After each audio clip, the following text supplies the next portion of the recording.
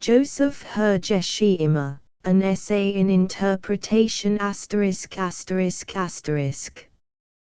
Joseph Hergesheimer, An Essay in Interpretation. Joseph Hergesheimer, An Essay in Interpretation by James Branch Cabell. And we dreamed a dream in one night, I and he. We dreamed each man according to the interpretation of his dream. Decoration, Chicago, The Bookfellows, 1921. 1,000 small paper and 99 tall paper copies of this monograph have been printed for the Bookfellows in August, 1921. The edition is the first. Mr. Cabell, the author, is Bookfellow number 513, and Mr. Brewer, the printer, is Bookfellow number 14. Copyright 1921 by James Branch Cabell. To Joseph Hergesheimer, with friendship and large admiration as goes the past, and with cordial faith in what is to come. One drop cap, so say they, speak they, and tell they the tale, in literary gossip, that Joseph Hergesheimer wrote for a long while before an iota of his typing was transmuted into author's proof. And the tale tells how for 14 years he could find nowhere any magazine editor to whose present needs a Hergesheimer story was quite suited. It is my belief that in approaching Mr. Hergesheimer's work one should bear constantly in mind those 14 years, for to me they appear, not uncuriously, to have shaped and colored every book he has thus far published. The actual merit of the writing done during that period of unavailability is, here, at least, irrelevant.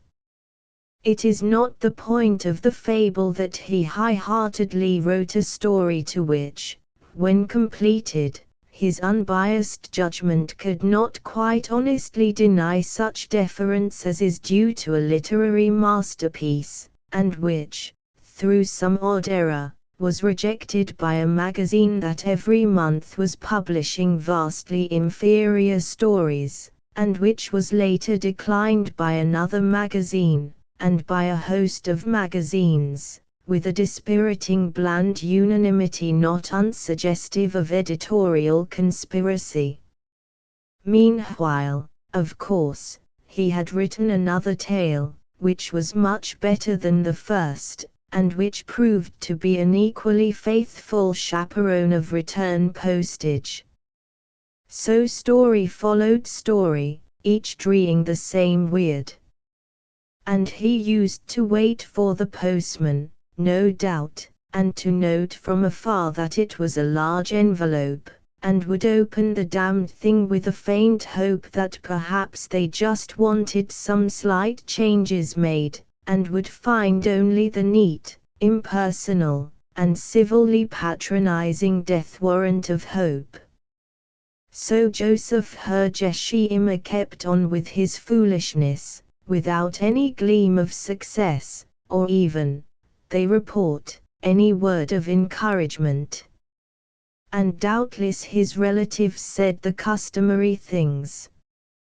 Yet none of these circumstances, either, is the point of the apologue, because in all save one detail the comedy has been abridged into pointlessness by over-constant repetition, and is, of course, being futilely performed at this moment in one prefers not to reflect how many thousand homes. The leading role, though, is too unprofitable and irksome for any quite sane person to persist in enacting it for 14 years. This Joseph Hergesheimer did, and that is the fable's significant point. To drop cap, yes. It is the boy's illogical pertinacity that is the fable's point, because it so plausibly explains why nearly all the men in Mr. Hergesheimer's books are hag-ridden by one or another soul desire which spurs them toward a definite goal at every instant of their mimic lives. These men but variously reflect, I take it, that younger Hergesheimers will to write that unconquerable will. To Mr. Hergesheimer, even today, it probably seems natural that a man's whole living should be devoted to the attaining of one desire quite clearly perceived, because his own life has been thus dedicated. The more shrewd mass of practical persons that go about in flesh are otherwise, and comfortably fritter through the day, with no larger objective at any time in mind than the catching of a car, the rounding off of a business transaction, the keeping of an engagement for luncheon, and the vesperal attendance to some unmental form of recreation, with one small interest displacing another in endless succession, until bedtime arrives and the undertaker tucks them in. It explains to me the Hergesheimer women, too, those troublingly ornamental odalisques. They are fine costly toys, tricked out in curious tissues, and, waiting for the strong male's leisure, they smile cryptically. They will divert him by and by, when the day's work is dispatched, maintaining their own thoughts inviolate, even in the instant of comminglement wherein the strongest man abates reserve, but their moment is not délite, for the Hergesheimer women are all incongruous with what is done during office hours, nor are they to be valued then. Sometimes they are embodied ideals, to be sure, remotely prized as symbols or else grasped as trophies to commemorate the nearing of the goal, but for the most part they rank candidly as avocational interests. I find nowhere in Joseph Hergesheimer's stories any record of intimacy and confidence between a man and a woman. And this too, I think, reflects that all-important formative 14 years wherein, whatever may have been Mr. Hergesheimer's conduct of his relatively unimportant physical life, his fundamental concernments were pursued in a realm, of necessity, uninhabited by women. Indeed, no woman can with real content permit the man whom she proprietorially cherishes to traffic in this queer lonely realm, and she cannot but secretly regard his visits thereto as a personal slight. So the creative literary artist is, when luckiest, at silent feud with his women, because the two are perpetually irritated by the failure of their joint effort to ignore the fact that she ranks necessarily as an avocational interest. Three-drop cap what, though, was the precise goal of the 14 years of visually unproductive writing. Those earlier stories have never been printed, so that one perforce advances on a bridge of guesswork. But certainly, in all that is today accessible of Mr. Hergesheimer's creative feats, with one exception duly noted hereinafter, there is a patent negligence, and indeed an ostentatious avoidance, of any aiming toward popularity. That during the 14 years young Hergesheimer labored toward the applause and checks of a bestseller is to the considerate inconceivable. Nor could that well have been a motive strong enough to sustain him thus long, since the maker of reading matter, like any other tradesman, has need of quick returns where the artist battens on immediate rejections. No. Mr. Hergesheimer's monomania, one estimates, was then, just as it seems to be today, to write for his own delectation, in large part because he could not help it, and in part with the hope of, somehow and someday, obtaining an audience with the same or, at any rate, a kindred sense of beauty. This, to be sure, is always a vain aspiration. That which, in effusions such as this, we loosely talk about as beauty probably does not exist as a vital thing save here and there in the thoughts of not too many and not to be too seriously taken persons. In life, rather frequently, one appears to catch a glimpse of something of the sort just around the corner or over the way, but it is rarely, and perhaps never, actually at hand. Sometimes, of course, one seems about to incorporate the elusive thing into one's daily living, and, striving, finds the attempt a grasping at an opalescent bubble, with the same small shock, the same disrupting disillusionment. Beauty thus, is by the judicious conceded to be an unembodiable thought, not even quite to be grasped by the mind, and certainly never nicely nor with any self-content to be communicated via the pages of a book, wherein are preserved, at best, the faded petals and the flattened crumbling stalks of what seemed lovely once to somebody who is as dead as are these desiccated relics of his ardor and of his disputable taste. In brief, it may be granted, and by Mr. Hergesheimer most cheerfully of all persons, that during these 14 years Mr. Hergesheimer was attempting the preposterously impossible. For drop cap now, to my thinking, there is something curiously similar to that unreasonable endeavor to be found in all the Hergesheimer novels.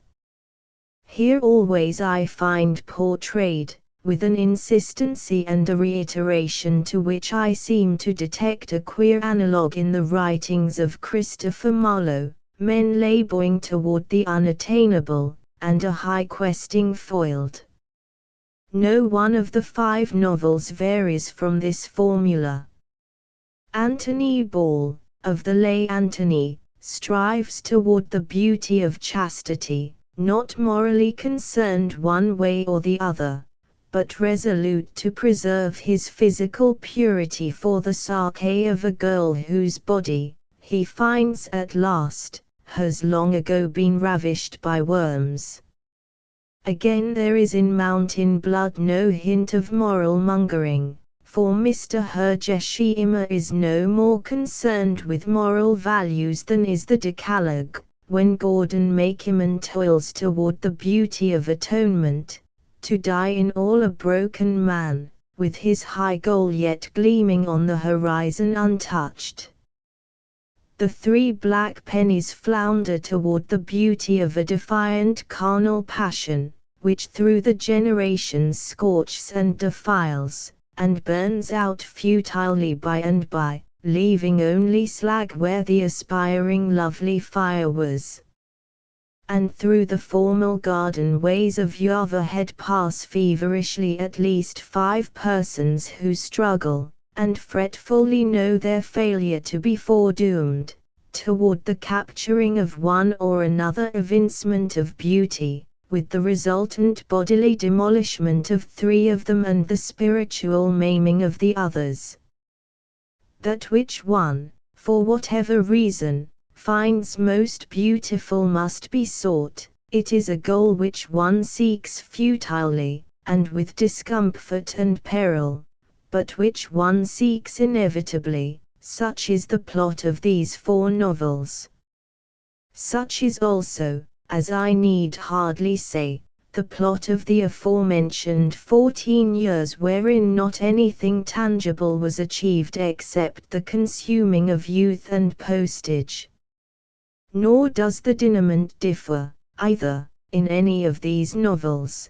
the postman comes with the plethoric envelope which signals from afar that the result of much high-hearted striving is not quite suited to the present needs of this world's editor, and sometimes the postman is age, but more often he is death.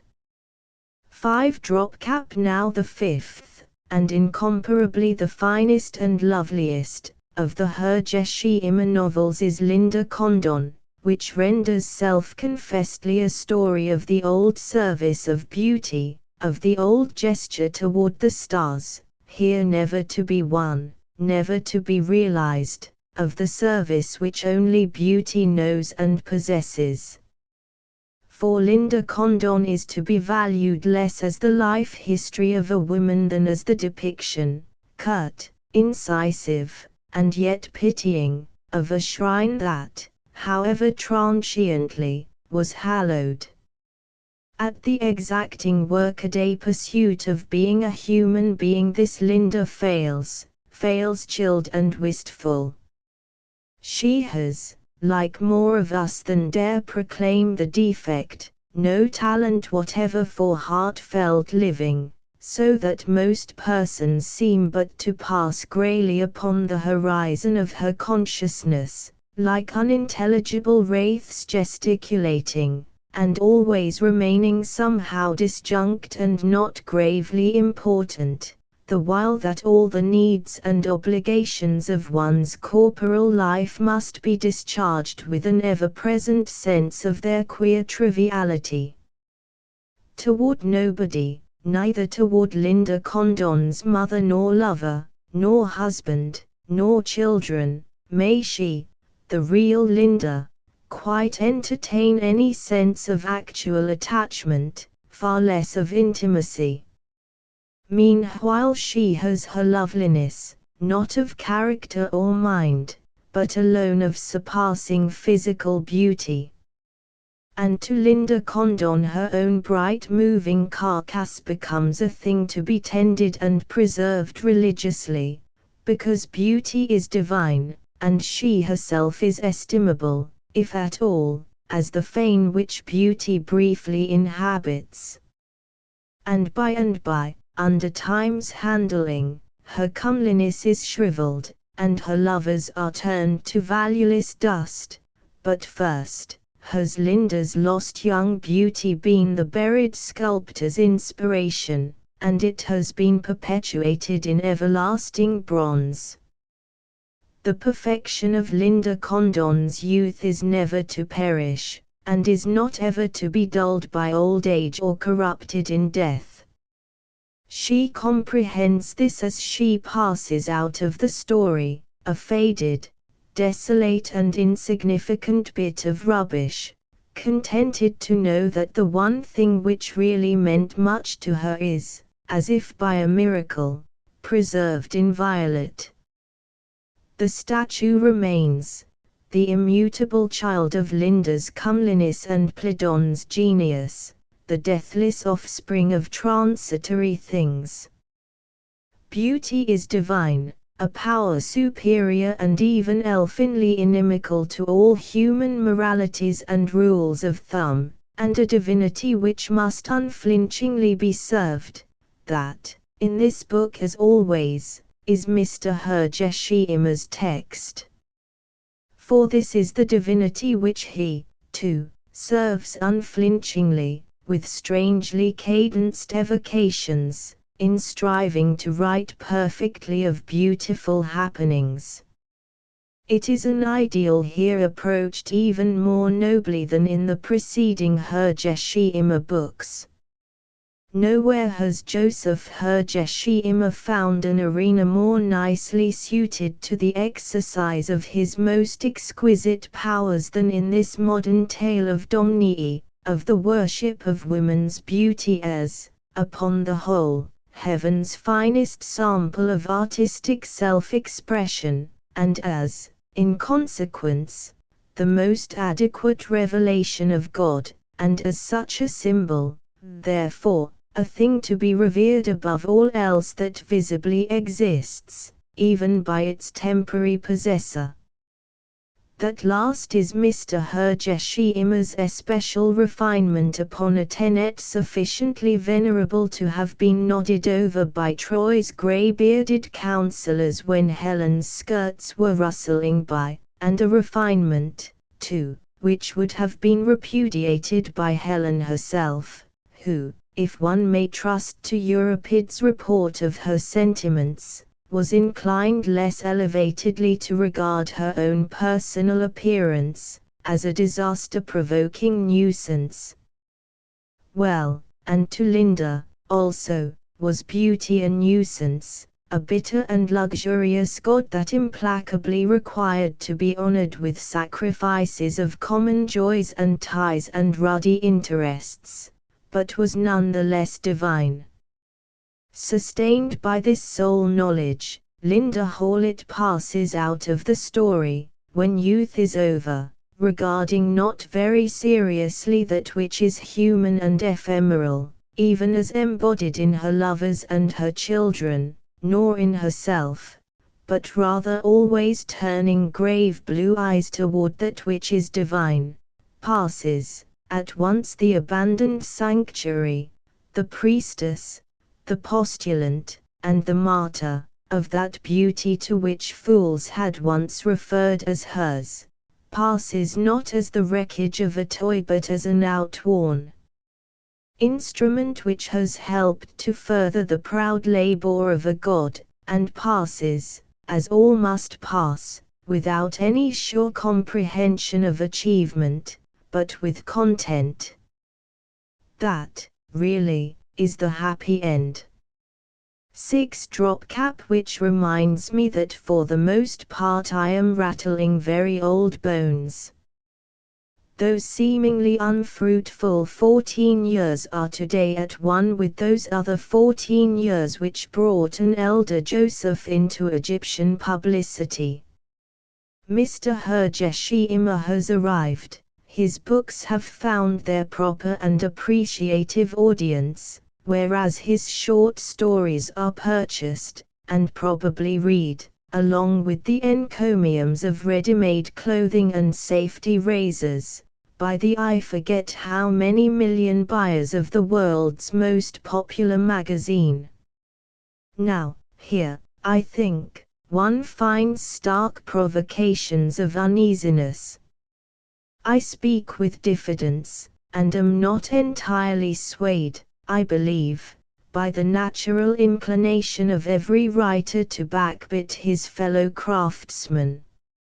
In any event, dismissing gold and iron, after some reflection, with unqualified applause, I take up the happy end, and of the 7 stories contained therein 6 seem to me to display a cornerstone of eminently popular psychology, ranging from the as yet sacrosanct belief that all Germans are perfectly horrid people, to the axiom that the quiet and unrespected youngest brother is invariably the one to exterminate the family enemies, and duly including the sentiment that noble hearts very often beat under ragged shirts.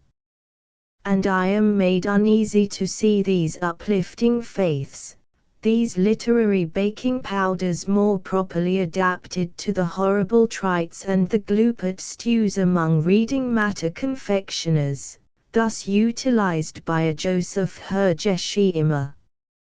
I am made uneasy because I reason in this way: when Mr. Hergesheimer consciously is writing a short story to be printed next to advertising matter in some justly popular periodical, Mr. Hergesheimer, being rational and human, cannot but think of the subscribers to that popular periodical.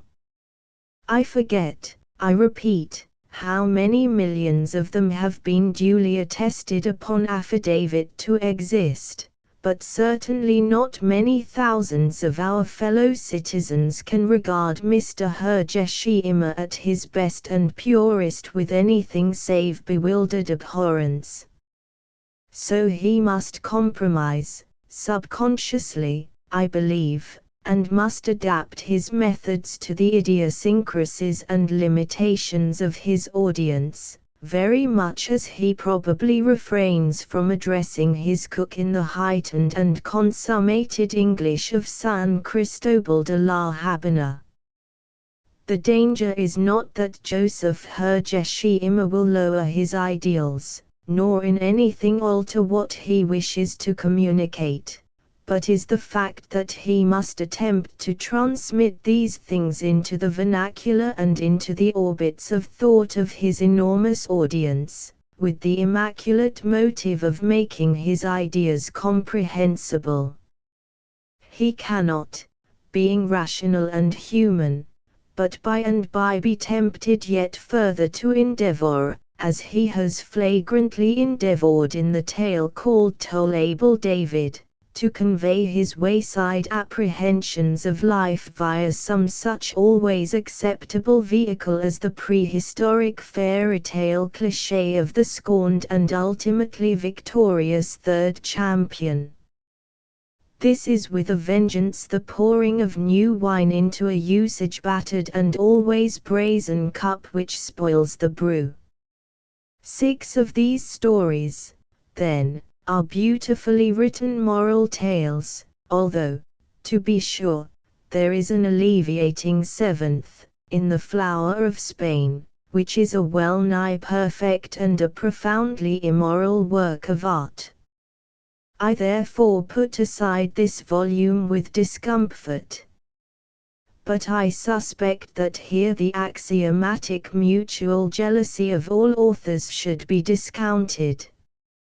As an outsider in letters, I cannot be expected quite to view with equanimity the recent installation of Mr. Hergesheimer in the National Institute of Arts and Letters, that august body wherein the other representatives of creative literature are such approved masters as Mr. Nelson Lloyd and Mr. Robert W. Chambers and Mr. L. Frank Tucker. At this port, with appropriate ceremony, has the skipper of the Happy End arrived.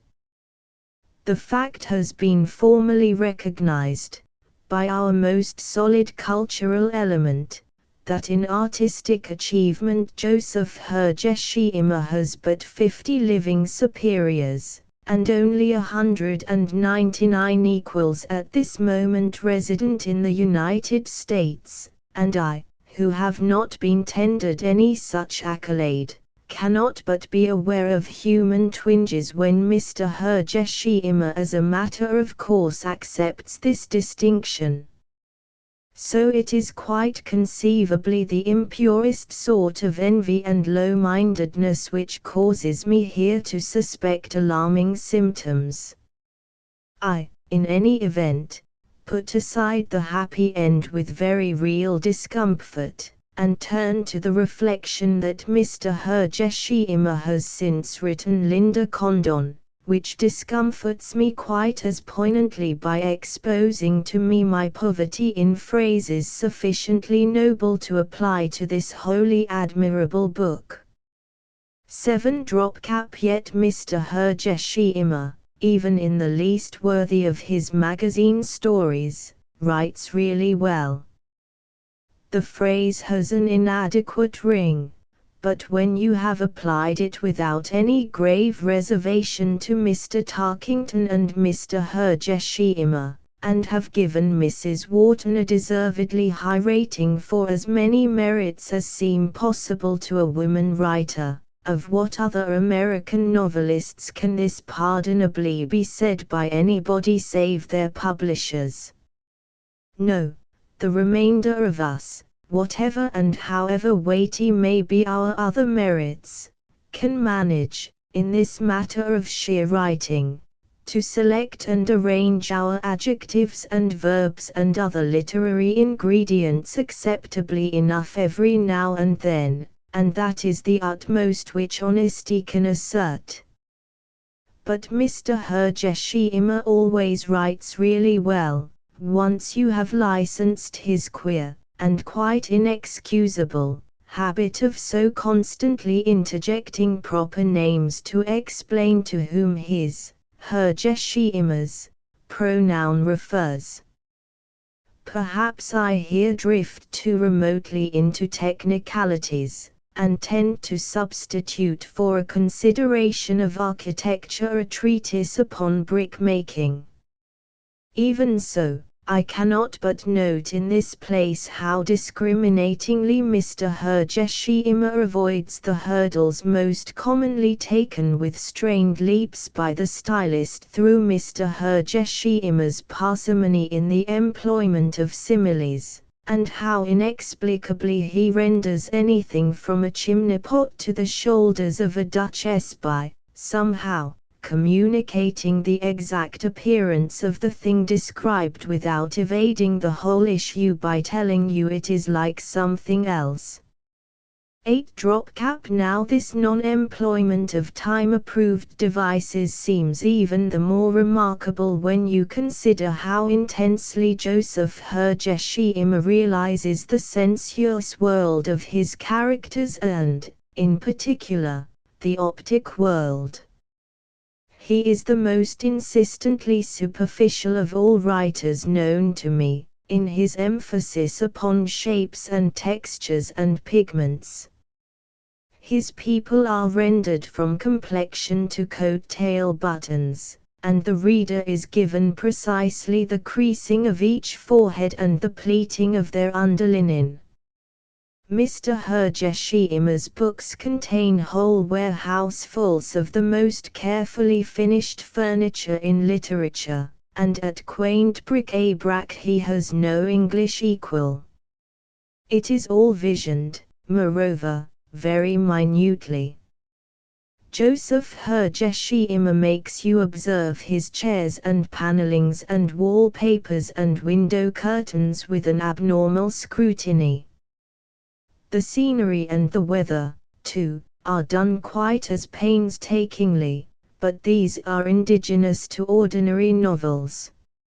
Now of course, like virtually every other practice of realism, this is untrue to life. Nobody does in living regard adjacent objects as attentively as the reader of a Hergesheimer story is compelled to note them.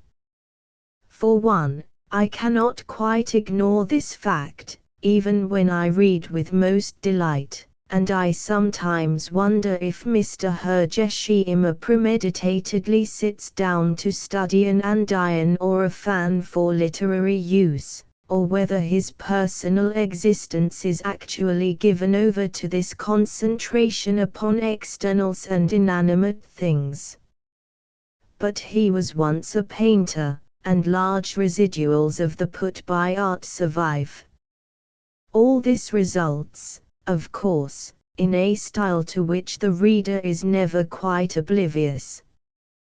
The Hergesheimer dramas wherein each of the players has a slight touch of fever, are enacted, with a refining hint of remoteness, behind the pellucid crystal of this style which sharpens outlines, and makes colors more telling than they appear to everyday observation, and brings out unsuspected details, seen now for the first time by the reader, with a pleasurable shock of delight, and just noticeably glazes all.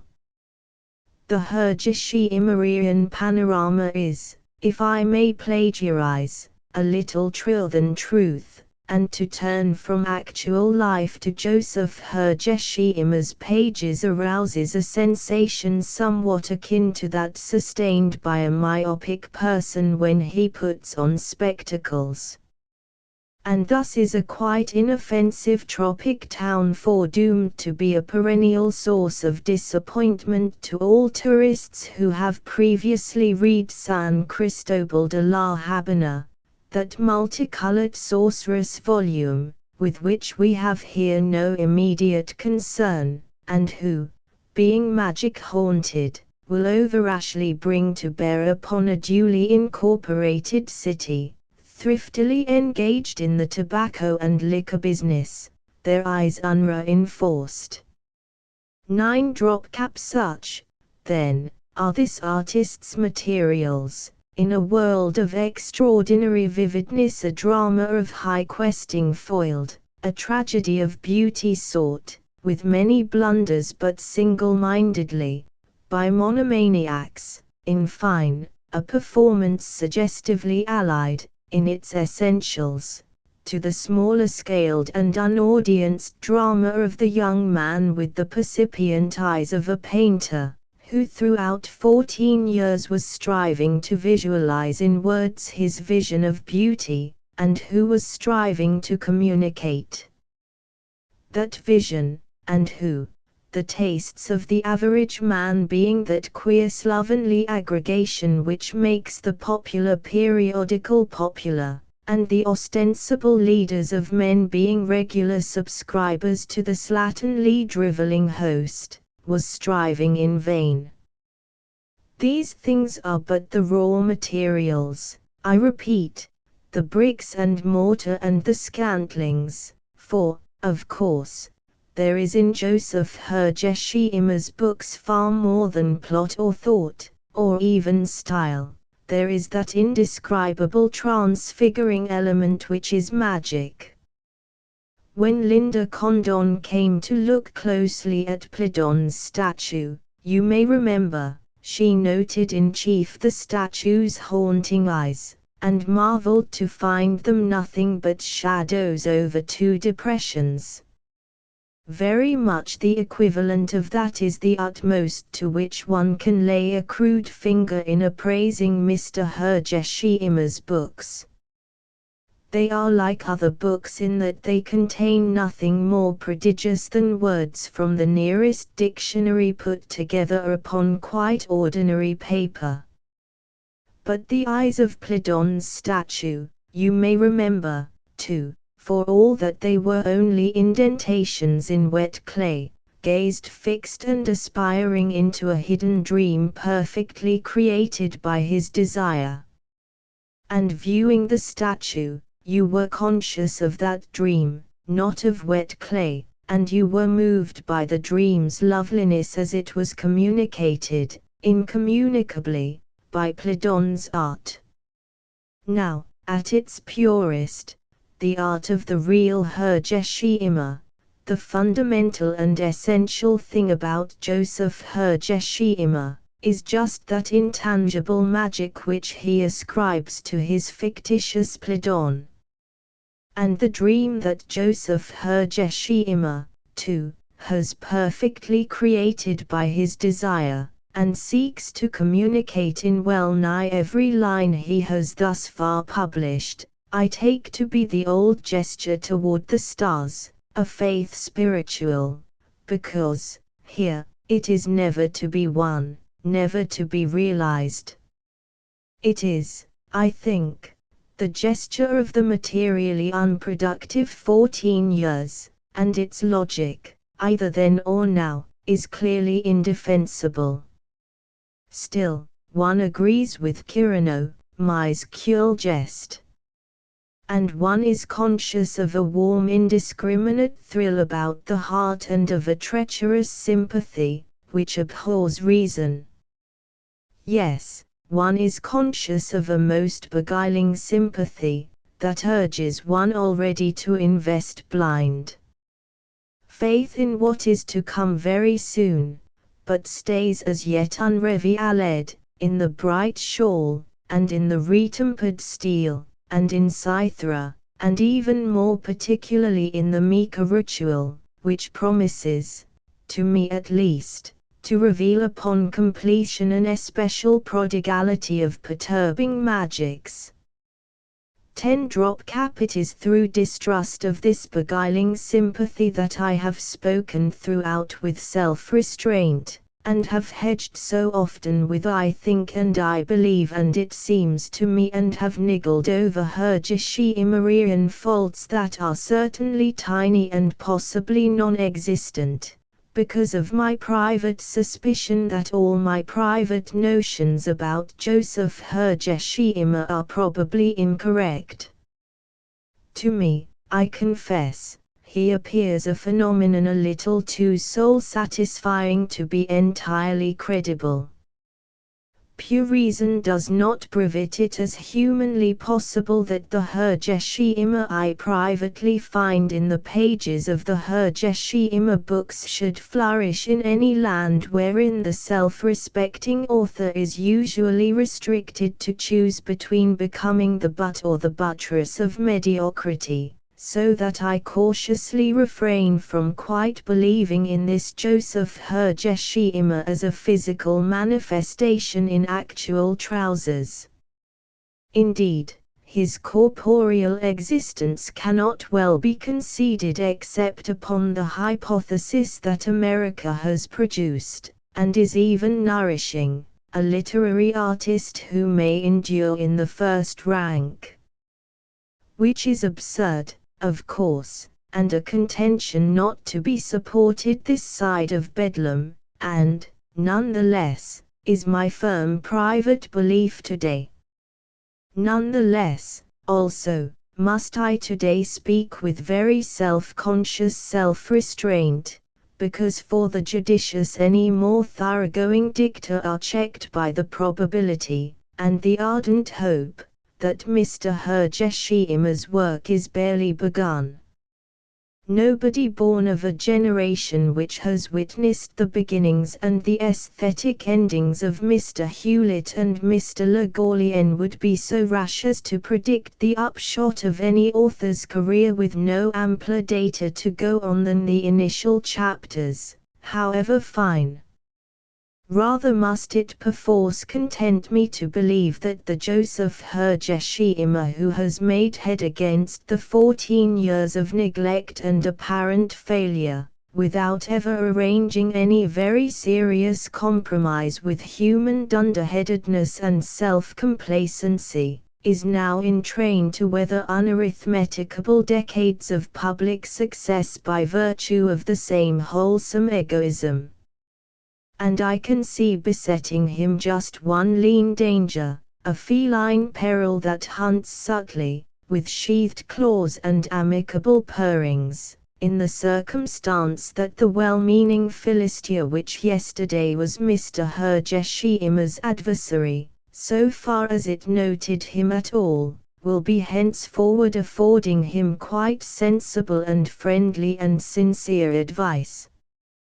Well, the results should, at the worst, be interesting. Explicit. ****** End of the Project Gutenberg ebook Joseph Hergesheimer, an essay in interpretation ******* Updated editions will replace the previous one, the old editions will be renamed. Creating the works from print editions not protected by U.S. copyright law means that no one owns a United States copyright in these works, so the Foundation, and you, can copy and distribute it in the United States without permission and without paying copyright royalties. Special rules, set forth in the general terms of use part of this license, apply to copying and distributing Project Gutenberg trademark symbol electronic works to protect the Project Gutenberg trademark symbol concept and trademark.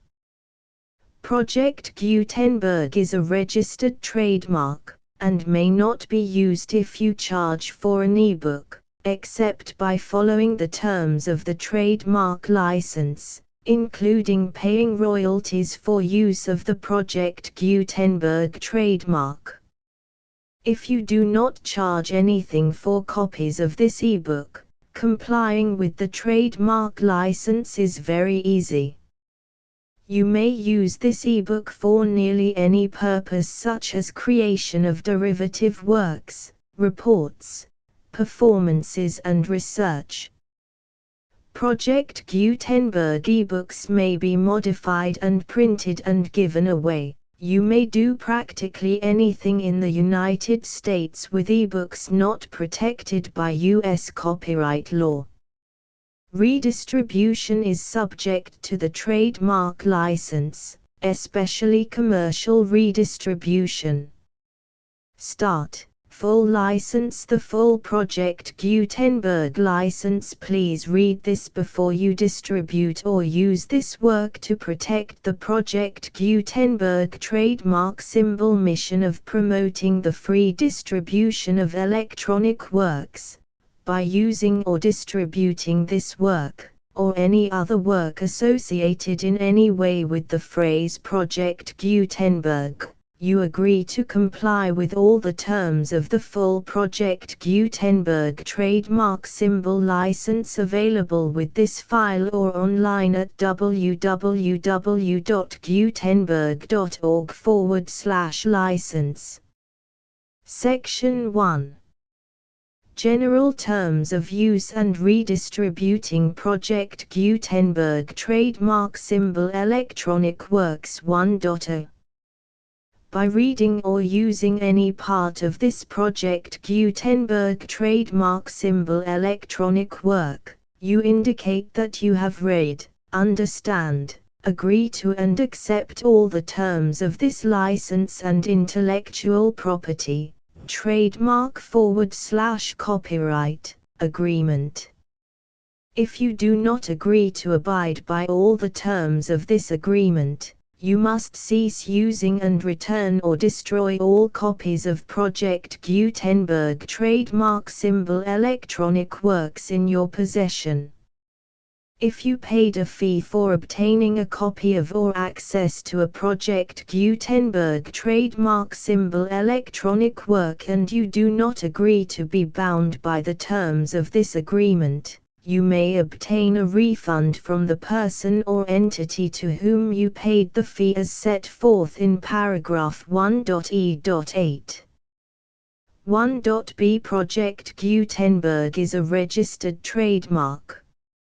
It may only be used on or associated in any way with an electronic work by people who agree to be bound by the terms of this agreement. There are a few things that you can do with most Project Gutenberg trademark symbol electronic works even without complying with the full terms of this agreement. See paragraph 1.c below. There are a lot of things you can do with Project Gutenberg trademark symbol electronic works if you follow the terms of this agreement and help preserve free future access to Project Gutenberg trademark symbol electronic works. See paragraph 1.e below. 1.c. The Project Gutenberg Literary Archive Foundation, the Foundation or PGLAF, owns a compilation copyright in the collection of Project Gutenberg trademark symbol electronic works. Nearly all the individual works in the collection are in the public domain in the United States. If an individual work is unprotected by copyright law in the United States and you are located in the United States, we do not claim a right to prevent you from copying, distributing, performing, displaying or creating derivative works based on the work as long as all references to Project Gutenberg are removed.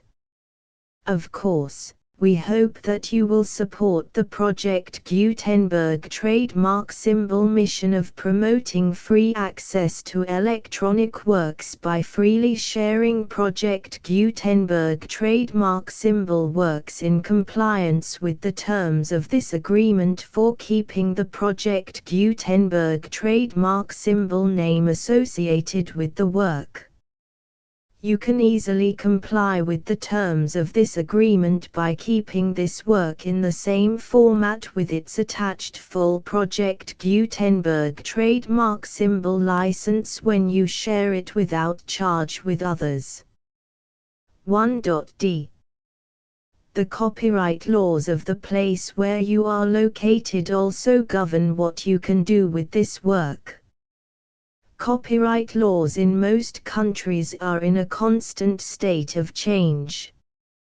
If you are outside the United States, check the laws of your country in addition to the terms of this agreement before downloading, copying, displaying, performing, distributing or creating derivative works based on this work or any other Project Gutenberg trademark symbol work. The Foundation makes no representations concerning the copyright status of any work in any country other than the United States. 1.e Unless you have removed all references to Project Gutenberg, 1.e.1.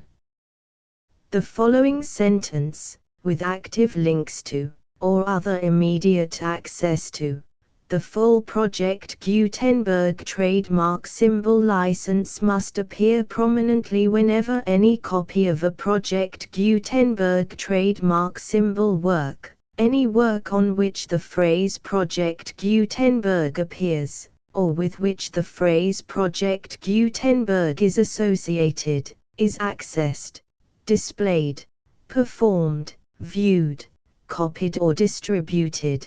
This ebook is for the use of anyone anywhere in the United States and most other parts of the world at no cost and with almost no restrictions whatsoever. You may copy it, give it away or reuse it under the terms of the Project Gutenberg license included with this ebook or online at www.gutenberg.org. If you are not located in the United States, you will have to check the laws of the country where you are located before using this ebook. 1.e.2. If an individual Project Gutenberg trademark symbol electronic work is derived from texts not protected by U.S. copyright law, does not contain a notice indicating that it is posted with permission of the copyright holder, the work can be copied and distributed to anyone in the United States without paying any fees or charges. If you are redistributing or providing access to a work with the phrase Project Gutenberg associated with or appearing on the work, you must comply either with the requirements of paragraphs 1.e.1 through 1.e.7 or obtain permission for the use of the work and the Project Gutenberg trademark symbol trademark as set forth in paragraphs 1.e.8 or 1.e.9. 1.e.3. If an individual Project Gutenberg trademark symbol electronic work is posted with the permission of the copyright holder, your use and distribution must comply with both paragraphs 1.e.1 through 1.e.7 and any additional terms imposed by the copyright holder. Additional terms will be linked to the Project Gutenberg trademark symbol license for all works posted with the permission of the copyright holder found at the beginning of this work. 1.e.4. Do not unlink or detach or remove the full Project Gutenberg trademark symbol license terms from this work, or any files containing a part of this work or any other work associated with Project Gutenberg trademark symbol. 1.e.5. Do not copy, display, perform, distribute or redistribute this electronic work, or any part of this electronic work, without prominently displaying the sentence set forth in paragraph 1.e.1 with active links or immediate access to the full terms of the Project Gutenberg trademark symbol license. 1.e.6. You may convert to and distribute this work in any binary, compressed, marked up, non-proprietary or proprietary form, including any word processing or hypertext form. However, if you provide access to or distribute copies of a Project Gutenberg trademark symbol work in a format other than plain vanilla ASCII or other format used in the official version posted on the official Project Gutenberg trademark symbol website, www.gutenberg.org, you must, at no additional cost, fee or expense to the user, provide a copy, a means of exporting a copy, or a means of obtaining a copy upon request, of the work in its original plain vanilla ASCII or other form. Any alternate format must include the full Project Gutenberg trademark symbol license as specified in paragraph 1.e.1. 1.e.7.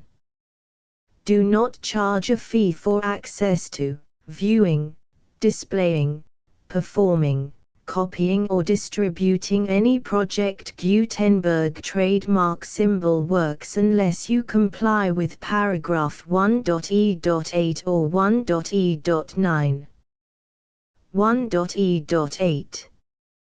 You may charge a reasonable fee for copies of or providing access to or distributing Project Gutenberg trademark symbol electronic works provided that you pay a royalty fee of 20% of the gross profits you derive from the use of Project Gutenberg trademark symbol works calculated using the method you already use to calculate your applicable taxes.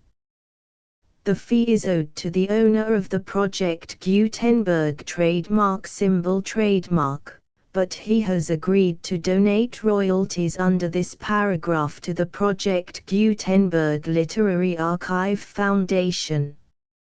Royalty payments must be paid within 60 days following each date on which you prepare, or are legally required to prepare, your periodic tax returns.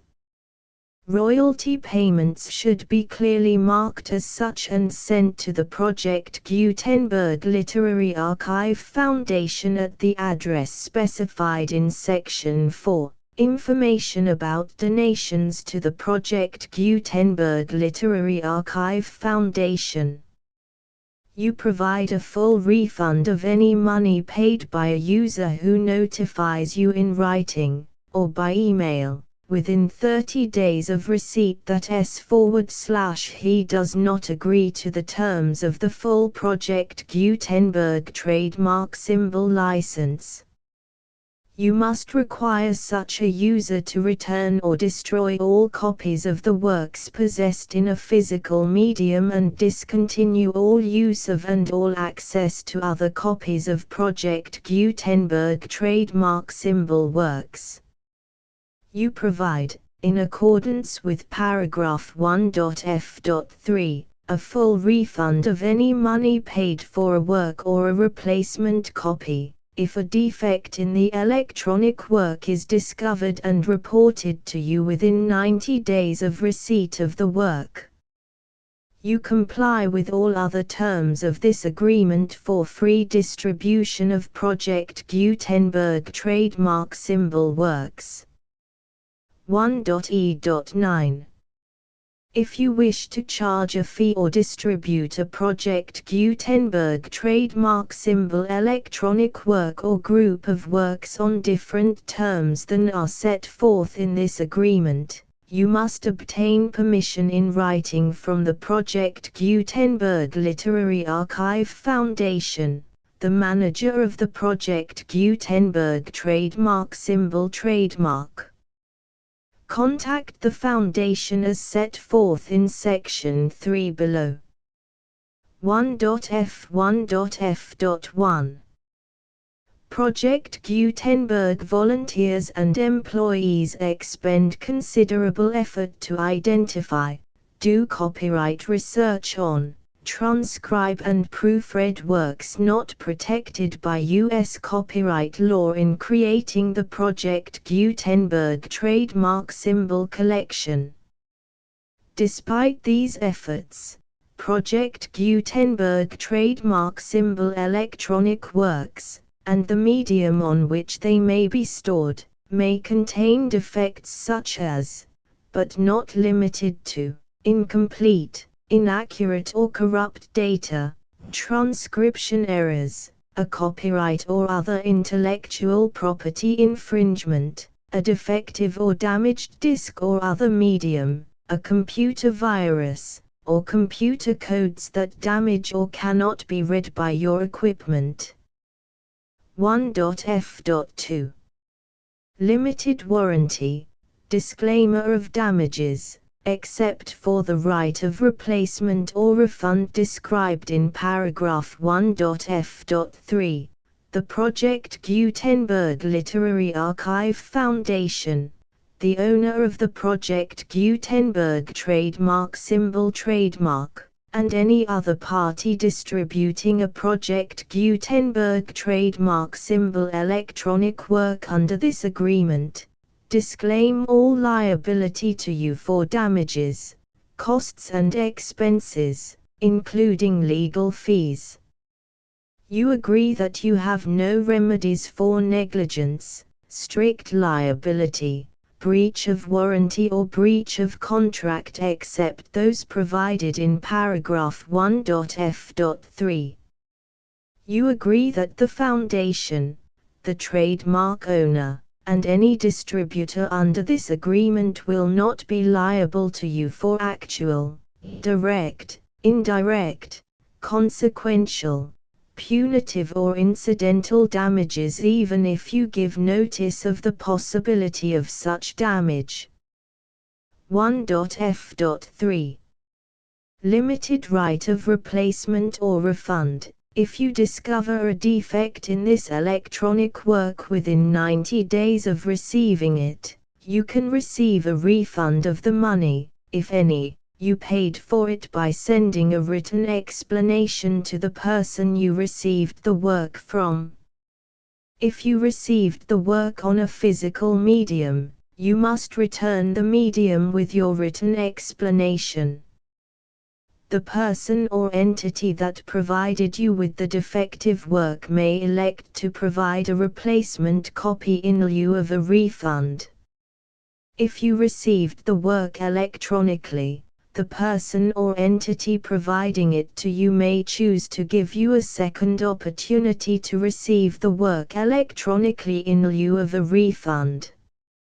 If the second copy is also defective, you may demand a refund in writing without further opportunities to fix the problem.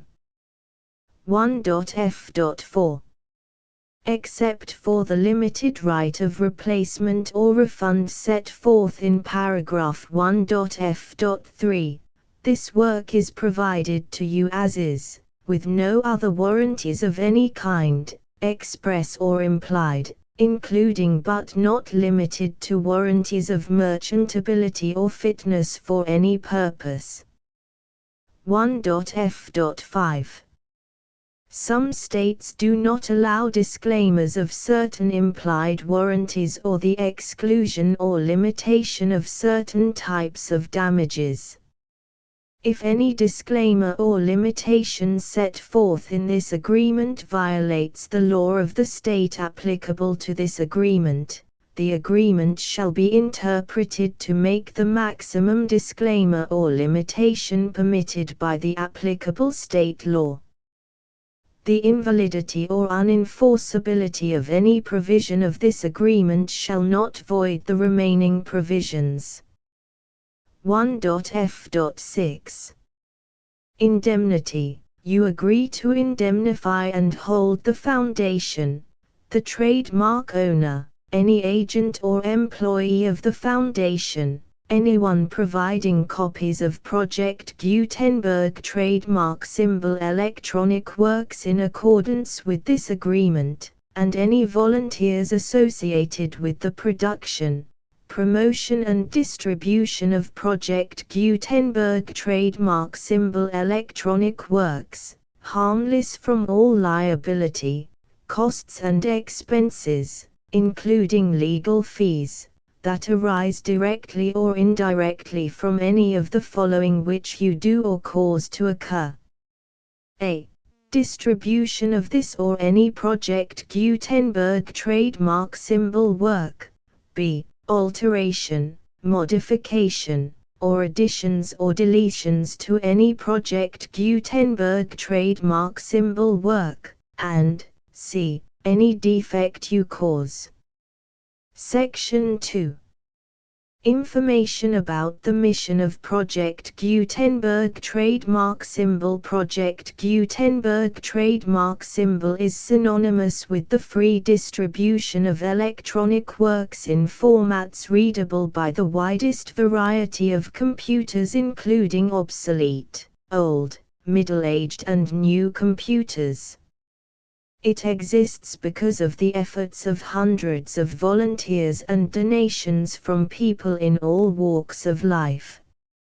Volunteers and financial support to provide volunteers with the assistance they need are critical to reaching Project Gutenberg trademark symbol's goals and ensuring that the Project Gutenberg trademark symbol collection will remain freely available for generations to come. In 2001, the Project Gutenberg Literary Archive Foundation was created to provide a secure and permanent future for Project Gutenberg trademark symbol and future generations. To learn more about the Project Gutenberg Literary Archive Foundation and how your efforts and donations can help, see sections 3 and 4 and the Foundation information page at www.gutenberg.org. Section 3. Information about the Project Gutenberg Literary Archive Foundation. The Project Gutenberg Literary Archive Foundation is a non-profit 501(c)(3) educational corporation organized under the laws of the state of Mississippi and granted tax-exempt status by the Internal Revenue Service. The Foundation's IN or Federal Tax Identification Number is 64-6221541. Contributions to the Project Gutenberg Literary Archive Foundation are tax-deductible to the full extent permitted by U.S. federal laws and your state's laws.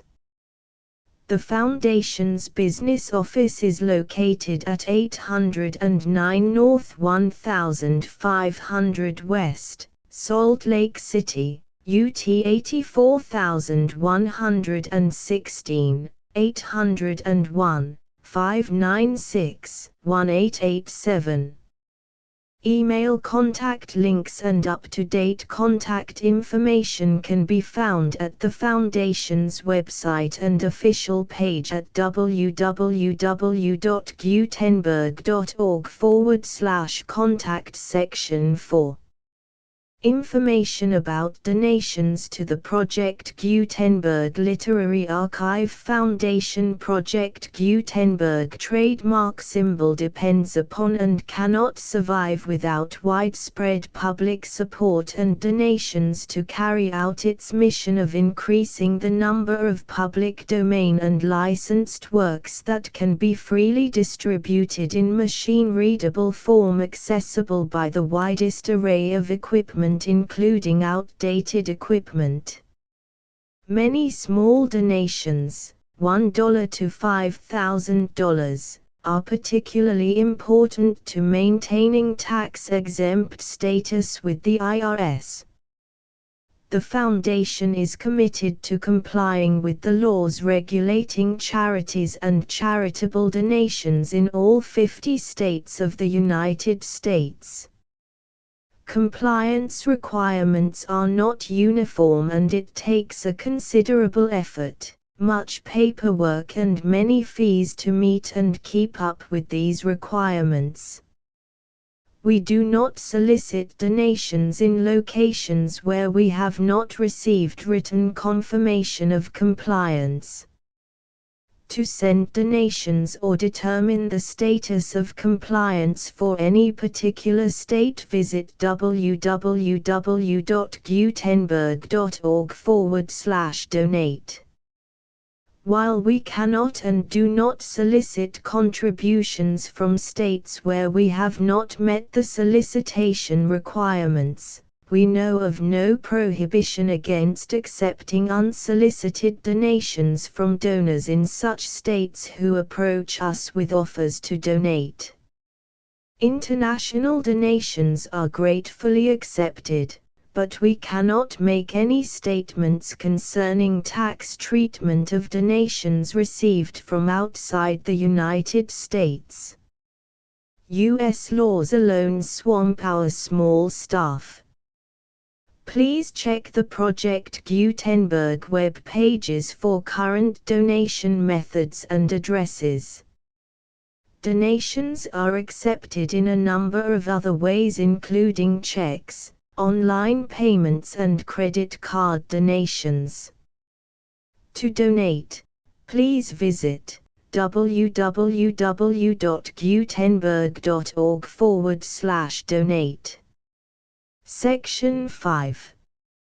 General information about Project Gutenberg trademark symbol Electronic Works. Professor Michael S. Hart was the originator of the Project Gutenberg trademark symbol concept of a library of electronic works that could be freely shared with anyone. For 40 years, he produced and distributed Project Gutenberg trademark symbol ebooks with only a loose network of volunteer support. Project Gutenberg trademark symbol ebooks are often created from several printed editions, all of which are confirmed as not protected by copyright in the US unless a copyright notice is included.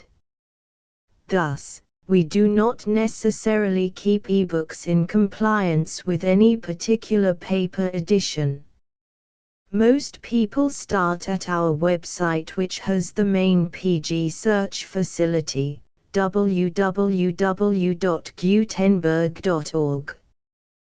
This website includes information about Project Gutenberg trademark symbol, including how to make donations to the Project Gutenberg Literary Archive Foundation, how to help produce our new ebooks, and how to subscribe to our email newsletter to hear about new ebooks.